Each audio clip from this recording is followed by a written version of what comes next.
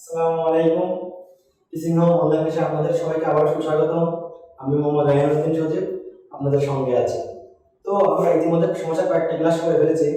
তারই ধারাবাহিকতায় আজকে যে ক্লাসটা করব সমাসের তা হলো কর্মধারক সমাস।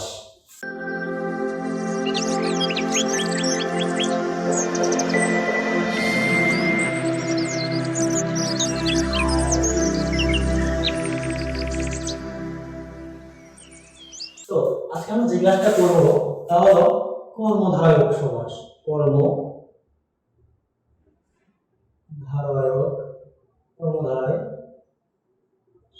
সমাস। আজকে যে ক্লাসটা করব তা হলো কর্মধারক সমাস। তো আমরা জানি সমাস 6 প্রকার, তাই তো এই যে কর্মধারক সমাস একটা অত্যন্ত গুরুত্বপূর্ণ টপিক এবং এই কর্মধারক সমাসকে চেনার উপায় দুইটি।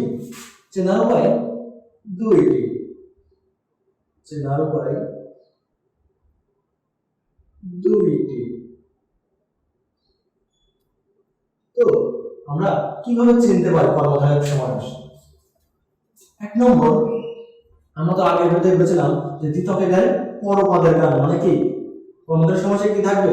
পরপদ প্রধান থাকবে।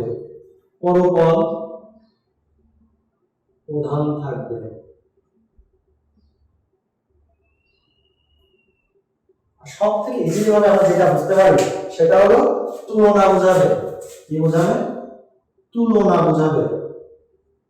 কর্মধারক সমাস আমরা চিনব কিভাবে? পরপদ প্রধান থাকবে এবং সব থেকে কমন যে টপিকটা সেটা হলো তুলনা বোঝাবে। তাহলে যে সমাসে তুলনা বোঝানো হয় তাকে আমরা কি বলি? কর্মধারক সমাস। তো এই যে কর্মধারক সমাস তুলনার ভিত্তিতে 5 ভাগে ভাগ করা হয়। তাহলে কর্মধারক সমাস কয় প্রকার? 5 প্রকার।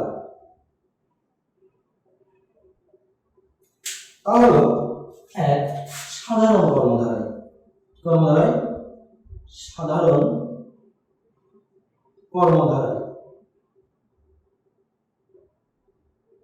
2 নম্বর, মধ্যপদ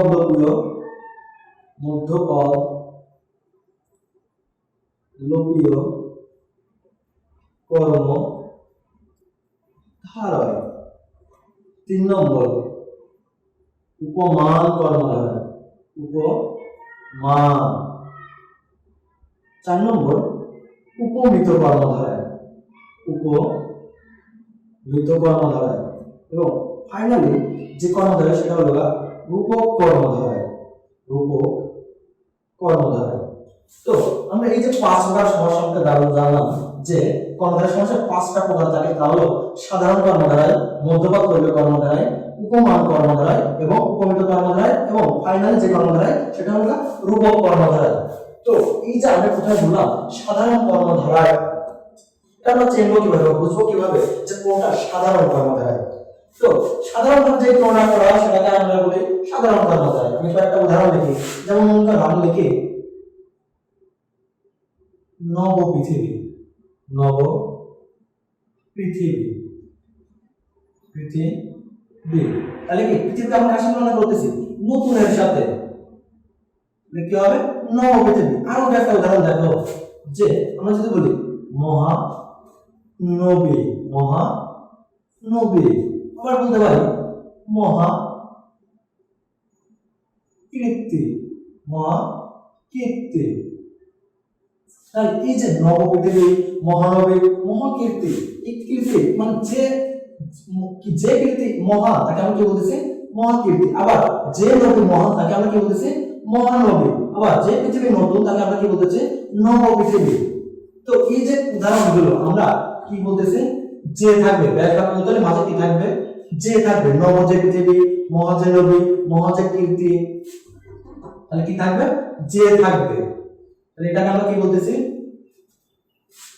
এটাকে আমরা বলতেছি সাধারণ কর্মধারয়। কি কর্মধারয়? সাধারণ কর্মধারয়।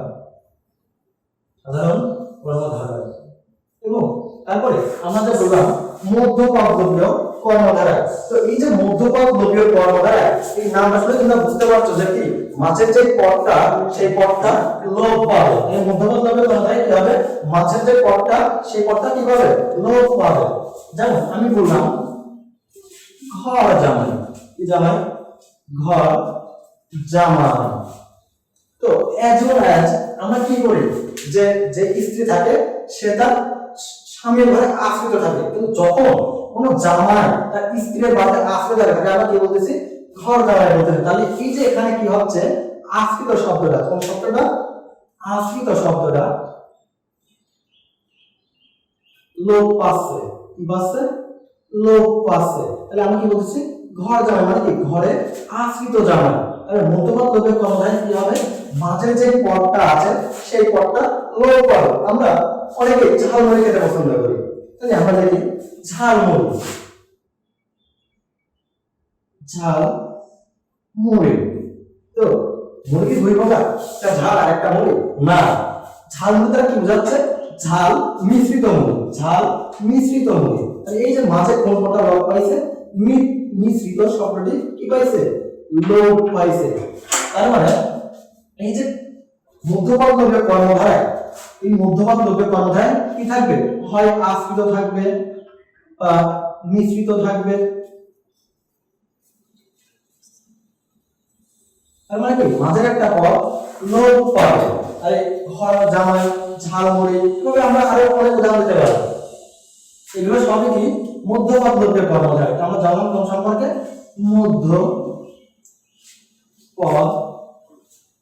লোপীয় কর্মধারায়, মধ্যপদ লোপীয়।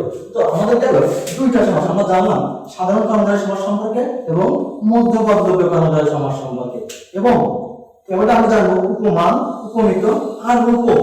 তো এই যে উপমান উপমিত একটা রূপক কর্মধারয়, এই সমাসের সাধারণ বৈশিষ্ট্য আছে, সেটা হলো এটা থাকবে। আমরা তো জানি কর্মধারয় সমাস সবসময় তুলনা বোঝায়, তাহলে এটা তুলনা বোঝাবে কোনো একটা সম্ভব বস্তুর সঙ্গে, সম্ভব প্লাস বস্তু। এবং এই যে উপমিত কর্মধারায় এটা তুলনা করবে অসম্ভব বস্তুর সঙ্গে, অসম্ভব প্লাস বস্তু। এবং এই যে রূপক কর্মধারয় সমাস আছে সেটা তুলনা হবে কোন অদৃশ্য বস্তুর সঙ্গে, অদৃশ্য প্লাস বস্তু। তো এই যে আমরা লিখলাম সম্ভব প্লাস বস্তু, অসম্ভব প্লাস বস্তু এবং অদৃশ্য প্লাস বস্তু। তো আমরা প্রথম টিউটোরিয়ালে বলেছিলাম যে যেই সমসমান পদটা থাকে তাকে অর্থ অনুসারে আমরা কয়টা ভাগে ভাগ করি, দুইটা ভাগে ভাগ করি। কয়টা?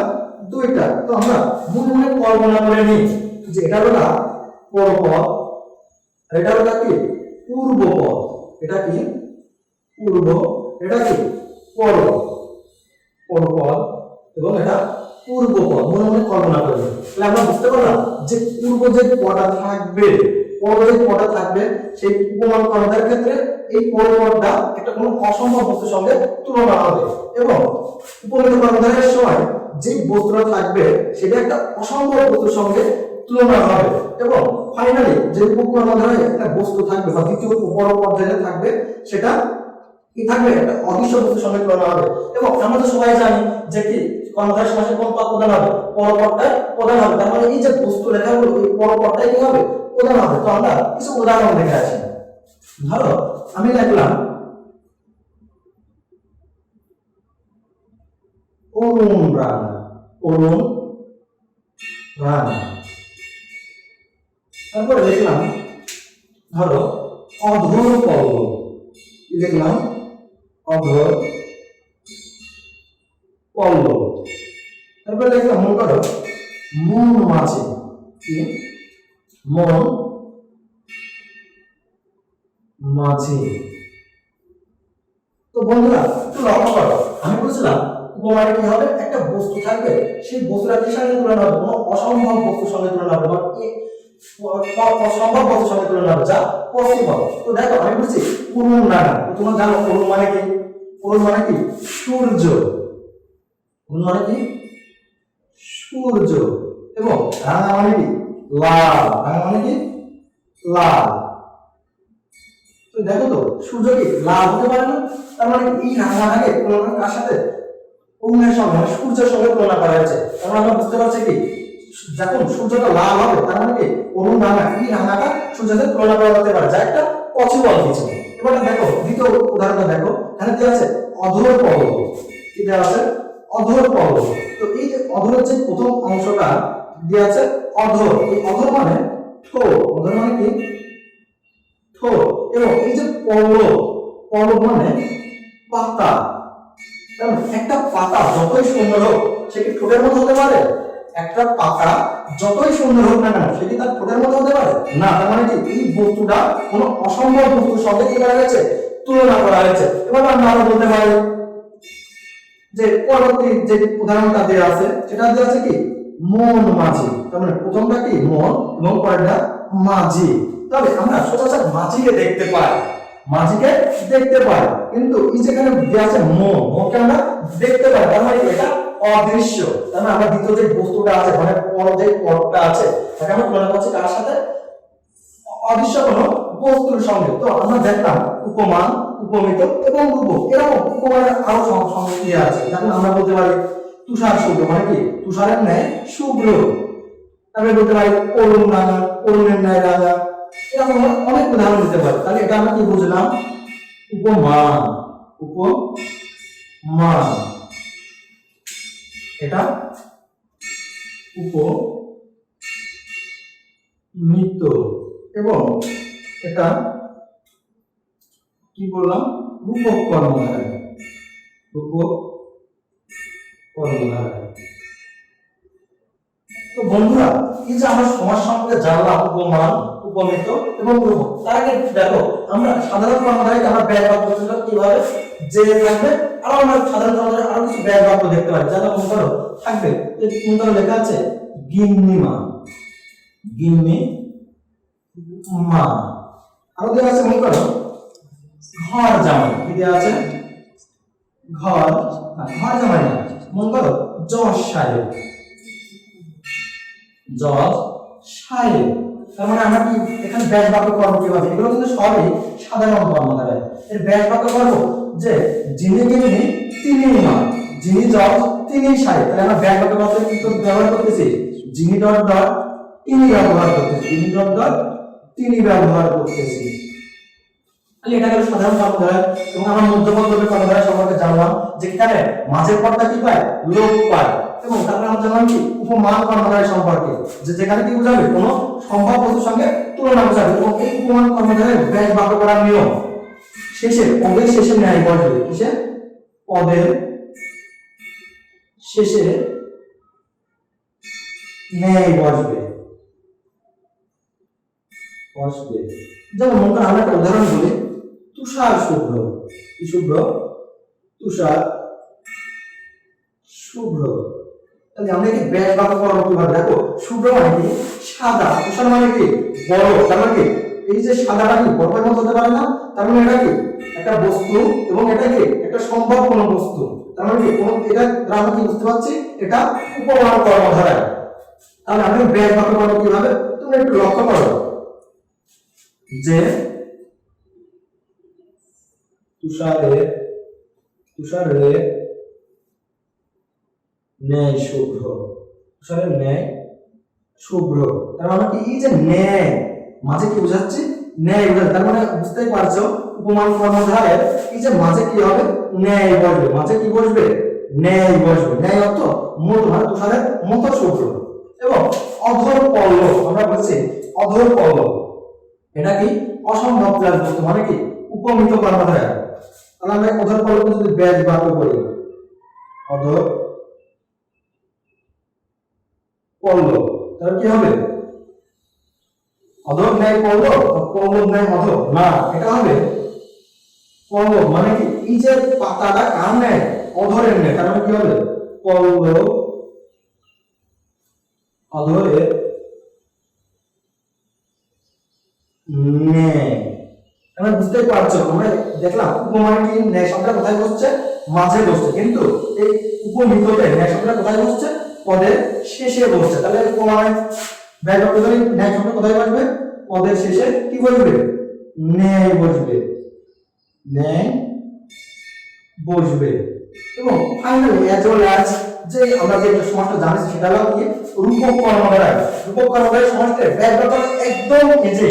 শুধু আমরা এই যে দুইটা পদ, দুইটা পদের মাঝে কিন্তু বসাই দেব, রূপ নামক শব্দটা বসাই দেব। আমি একটা উদাহরণ দিই।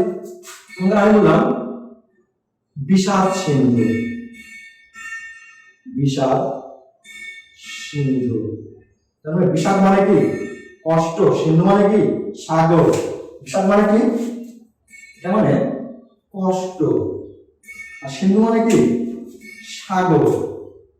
মানে কি সাগর। একটু লক্ষ্য করো ভাইয়া, আমরা যে বলছিলাম উপম রূপক কর্মধারায় কি হবে, বস্তুটা কোনো অদৃশ্য বস্তুর সঙ্গে তুলনা হবে। তাহলে দেখো আমরা সাগরকে দেখতে পাই, কিন্তু তুলনা করতে কার সাথে, বিষাদের সাথে, কষ্টের সাথে। কষ্টটাকে আমরা কখনো দেখতে পাই, কখনোই পাই না। কিন্তু আমরা ব্যাস বাক্য কি করবো কিভাবে, তোমরা আমি ইজিলি বলেছি যে শুধু মাঝে কি বসাই দেবো, রূপ বসাই দেবো।